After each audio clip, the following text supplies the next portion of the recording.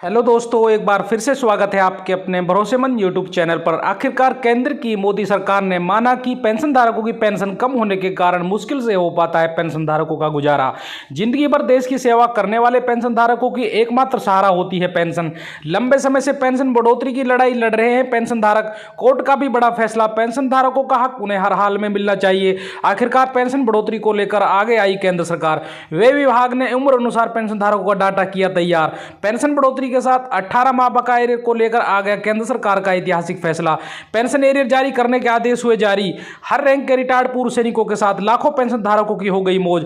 Pension धारकों के खातों में लाखों रुपए। इसी के साथ न्यूनतम पेंशन में आए बड़े उछाल को लेकर, पेंशन में दुगनी बढ़ोतरी को लेकर, पूर्व रिटायर्ड सैनिकों की पेंशन को लेकर, ग्रेजुएटी राशि में बढ़ोतरी को लेकर, फिटमेंट फैक्टर बढ़ोतरी को लेकर, महंगाई भत्ता महंगाई राहत में आई बढ़ोतरी को लेकर, फैमिली पेंशन में आए बड़े बदलाव को लेकर और फिक्स मेडिकल अलाउंस को लेकर अभी अभी बड़ी खुशखबरी निकल कर आ चुकी है। जानेंगे सभी खबरों को विस्तार से। सबसे पहले वीडियो को लाइक कर दीजिए, क्योंकि एक लाइक ही हमारी मेहनत का फल होता है। साथ में चैनल पर फर्स्ट टाइम विजिट किया है तो चैनल को सब्सक्राइब करके बेल आइकन दबा दीजिए, ताकि कर्मचारियों, पेंशनभोगी और जवानों से संबंधित वीडियो को नोटिफिकेशन आपके पास पहुंचे सबसे पहले। तो चलिए जानते हैं खबरों को विस्तार से बिना किसी देरी के। देश में वन रैंक वन पेंशन लागू होने के बाद सभी सेवानिवृत्त कर्मचारियों की पेंशन बढ़ोतरी की गई थी, लेकिन तब असक्त पूर्व सैनिकों की पेंशन का निर्धारण नहीं हो सका था। अब केंद्र सरकार ने असक्त पूर्व सैनिकों को 2.5 गुना अधिक पेंशन देने का आदेश जारी कर दिया है। असक्त पूर्व सैनिकों का महंगाई भत्ता और एरियर भी नियमानुसार मिलेगा। जिला सैनिक कल्याण अधिकारी मेजर सेवानिवृत्त BS रोतेला ने बताया कि 7वें वेतन आयोग की सिफारिश लागू होने के पर सभी कर्मचारियों के वेतन और पेंशन में वृद्धि हुई थी। सेना में भी वन रैंक वन पेंशन के तहत लाभ मिला था, लेकिन बीमारी या घायल होकर सेवानिवृत्त होने वाले असक्त सैनिकों के वेतन और पेंशन का निर्धारण नहीं हो सका था। मामले में नेशनल एनोमलीज कमेटी गठित हुई थी, जिसमें अपनी रिपोर्ट सरकार को सौंप दी थी। इसके बाद PCDA इलाहाबाद के 5 सितंबर को सर्कुलर 582 प्रमाणित करने के बाद अब असक्त पूर्व सैनिकों की पेंशन राशि 2.57 गुना देने का आदेश प्रत्येक जिला सैनिक कल्याण विभाग को भेजा गया है। पूरे देश में असक्त पूर्व सैनिकों को नए आदेश का लाभ मिलेगा। अगली बड़ी खबर की बात करते हैं। देश भर के 1 करोड़ पेंशन धारकों के लिए बहुत ही बड़ी खुशखबरी निकल कर आ चुकी है।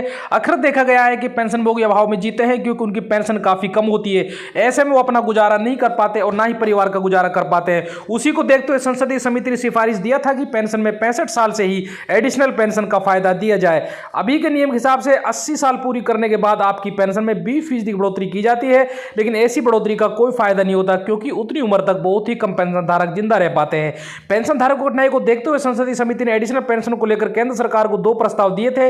पहला प्रस्ताव यह था कि हर साल पेंशन में 1% की बढ़ोतरी की जाए।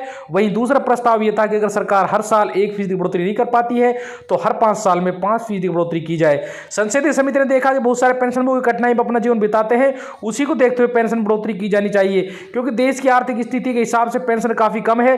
दूसरे देशों में पेंशन धारकों को अच्छी खासी पेंशन मिलती है, लेकिन भारत में पेंशन की मात्रा बहुत कम है। ऐसे में पेंशनभोगी अपना जीवन कैसे बिताएंगे, उसी को लेकर संसदीय समिति ने केंद्र सरकार के पास प्रस्ताव भेजा था। संसदीय समिति की सिफारिश के अनुसार अगर एडिशनल पेंशन के हिसाब से पेंशन में बढ़ोतरी होती है तो आपकी बेसिक पेंशन में 65 साल से ही 5% की बढ़ोतरी की जाएगी। उदाहरण के तौर पर मान लीजिए किसी पेंशनभोगी की बेसिक पेंशन 20,000 रुपए है, तो 5% बढ़ोतरी होने के बाद उसकी पेंशन में सीधे तौर पर 1,000 रुपए की बढ़ोतरी हो जाएगी और उनकी नई बेसिक पेंशन 21,000 रुपए हो जाएगी। संसदीय समिति की सिफारिश के बाद केंद्र सरकार ने सभी विभागों से पेंशन धारकों को डाटा मंगाया था।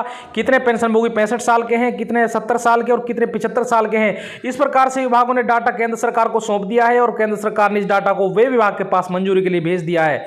वे विभाग की मंजूरी मिलते ही पेंशन धारकों को पेंशन इस तरह से बढ़ोतरी कर दी जाएगी। अगली खबर की बात करते हैं। सेना से रिटायर्ड लोगों के लिए अच्छी खबर है। उन्हें सरकार ने बड़ी पेंशन के तौर पर नए साल का तोहफा दिया है। देर शाम कैबिनेट के फैसले की जानकारी देते हुए सूचना एवं प्रसारण मंत्री अनुराग ठाकुर ने बताया कि केंद्रीय मंत्रिमंडल ने वन रैंक वन पेंशन के तहत रक्षा कर्मियों, पारिवारिक पेंशनरों की पेंशन में अगले संशोधन को मंजूरी दे दी है। इसके कुछ देर बाद ही रक्षा मंत्रालय के प्रवक्ता ने ट्वीट कर बताया कि OROP यानी वन रैंक वन पेंशन के तहत 1 जुलाई 2019 से सर्विस पेंशन में रैंक के अनुसार कितनी वृद्धि की गई है। प्रवक्ता ने एक टेबल भी शेयर किया है। इसमें सिपाही के रैंक से लेकर लेफ्टिनेंट जनरल रैंक तक पुरानी पेंशन के बाद 2019 में संशोधित पेंशन और उसके बाद 1 जुलाई 2021 से रिवाइज पेंशन के आंकड़े दिए गए हैं। इसमें बताया गया कि सिपाही को 1 जनवरी 2016 को 17,699 रुपए पेंशन मिलती थी, जो 1 जुलाई 2019 को बढ़कर 19,726 रुपए हो गई। अब ये 1 जुलाई 2021 से रिवाइज होकर 20,394 रुपए हो गई है। इस प्रकार से 1 जुलाई 2019 से 30 जून 2022 तक संभावित बकाया 27,000 रुपए बनता है, जो एरियर के रूप में दिया जाएगा। केंद्रीय मंत्रिमंडल ने रक्षा बलों के कर्मियों और परिवार पेंशन धारकों के लिए वन रैंक वन पेंशन के प्रावधानों में संशोधन के प्रस्ताव को शुक्रवार को मंजूरी दी। सूचना एवं प्रसारण मंत्री अनुराग ठाकुर ने बताया कि इसका लाभ परिवार में पेंशन पेंशनधारकों के साथ युद्ध में शहीद होने वाले जवानों की विधवाओं और दिव्यांग पेंशनधारकों को मिलेगा। उन्होंने बताया कि इसके कारण सरकारी कोष पर हर साल 8450 करोड़ रुपए का बोझ पड़ेगा। केंद्रीय कर्मचारियों को फरवरी महीने के अंत तक बड़ी खुशखबरी मिल सकती है। केंद्र सरकार के कर्मचारियों को अभी 46% की दर से महंगाई भत्ता मिल रहा है। इस बार उम्मीद है कि सरकार फिर महंगाई भत्ता बढ़ाकर 4% कर सकती है। अगर ऐसा होता है तो डीए बढ़कर 50% हो जाएगा। महंगाई भत्ते में कितनी बढ़ोतरी होती है ये एएसपी इंडेक्स के डाटा पर निर्भर करता है। कर्मचारी बजट के बाद से डीए बढ़ने की उम्मीद लगा रहे हैं। सरकार जल्दी इसकी घोषणा करेगी। अगर सरकार कर्मचारी की महंगाई भत्ता बढ़ाकर 50% करती है तो कर्मचारियों की सैलरी और भत्तों में बड़ा इजाफा देखने को मिल सकता है। अभी केंद्रीय कर्मचारी को 46% की दर से महंगाई भत्ता मिल रहा है। केंद्र सरकार कर्मचारी को महंगाई भत्ता साल में 2 बार बढ़ाती है। अगर सरकार जनवरी में 4% की बढ़ोतरी करती है तो महंगाई भत्ता 40% से बढ़कर 50% हो जाएगा।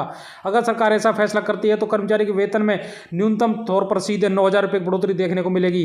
महंगाई भत्ते का नियम ये कि साल 2016 में जब सरकार ने 7वें वेतन आयोग लागू किया था तो उस वक्त महंगाई भत्ता शून्य कर दिया गया था। नियमों के मुताबिक जैसे ही महंगाई भत्ता 50% तक पहुंच जाएगा उसे शून्य कर दिया जाएगा और 50% के हिसाब से कर्मचारी को भत्ते के तौर पर जो पैसा मिलेगा वह बेसिक सैलरी में जोड़ दिया जाएगा। अगर किसी कर्मचारी की बेसिक सैलरी 8,000 रुपये है तो उसे 50% डीए के 9,000 रुपये मिलेंगे, लेकिन डीए 50% होने पर बेसिक वेतन में जुड़ जाएगा और फिर से महंगाई भत्ता 0 कर दिया जाएगा। केंद्रीय कर्मचारी लगातार मांग करते रहे थे कि 18 माह एरियर उनका हक है जो उन्हें हर हाल में मिलना चाहिए और उसका पैसा रोकना नहीं चाहिए। एरियर की डिमांड को लेकर कर्मचारी ने कोर्ट में भी अपील की थी। इस पर सुप्रीम कोर्ट ने सरकार को यह कहकर विचार करने के लिए कहा था कि यह कर्मचारियों का हक है, इसे फ्रीज किया जा सकता है लेकिन रोका नहीं जा सकता। ड्यूटी के दौरान बलिदान होने वाले अग्निवीर के परिजनों को सामान्य सैनिकों की तरह पेंशन और अन्य सुविधाएं मिलनी चाहिए। संसदीय समिति ने यह सिफारिश की है। मौजूदा प्रावधानों के अनुसार ड्यूटी के दौरान बलिदान होने वाले अग्निवीर के परिजनों को अभी सामान्य सैनिकों की तरह सुविधाएं नहीं मिलती है। रक्षा विभाग की संसदीय समिति ने अपनी ताजा रिपोर्ट में कहा कि परिजनों के दुख को ध्यान में रखते हुए समिति सिफारिश करती है कि ड्यूटी के दौरान बलिदान होने वाले अग्निवीर के परिजनों को भी वही फायदे सुविधाएं मिलनी चाहिए जो सामान्य सैनिकों को परिजनों को मिलते हैं। जून 2022 में सरकार ने सेना की 3 सेवाओं में अग्निपथ योजना की शुरुआत की थी। इस योजना के तहत युवाओं को सेनाओं में शॉर्ट टर्म के लिए शामिल किया जाता है। अग्निवीर योजना का मकसद सेना की तीनों अंगों में औसत उम्र को कम करना है। अग्निवीर योजना के तहत 17 साल से लेकर 21 साल तक के युवाओं को सेना में तीनों अंगों में सेवा करने का मौका मिलता है। अग्निवीर योजना के तहत भर्ती होने वाले 25% युवाओं को सेना में स्थायी कमीशन दिया जाता है। संसदीय समिति ने ड्यूटी के दौरान जान गंवाने वाले सैनिकों को मिलने वाले अनुग्रह राशि हर वर्ष में 10 लाख रुपए बढ़ाने की सिफारिश की है। रक्षा मंत्रालय ने समिति को बताया कि अभी ड्यूटी के दौरान हादसे या आतंकी हिंसा या असामाजिक तत्वों के हमले में जान गंवाने वाले सैनिकों के परिजनों को 25 लाख रुपए अनुग्रह राशि मिलती है। वहीं सीमा पर झड़प या आतंकियों से मुठभेड़ में या फिर समुद्री लुटेरों के साथ मुठभेड़ में जान गंवाने वाले सैनिकों को अभी 35 लाख रुपए की अनुग्रह राशि मिलती है। वहीं युद्ध के दौरान दुश्मन के हमले में बलिदान होने वाले सैनिकों को 45 लाख रुपए की अनुग्रह राशि मिलती है। संसदीय समिति ने अपनी सिफारिश में कहा कि सरकार को अनुग्रह राशि हर वर्ग में 10-10 लाख रुपए बढ़ाने पर गंभीरता से विचार करना चाहिए। साथ ही इसकी न्यूनतम राशि 35 लाख रुपए और अधिकतम राशि 55 लाख रुपए होनी चाहिए।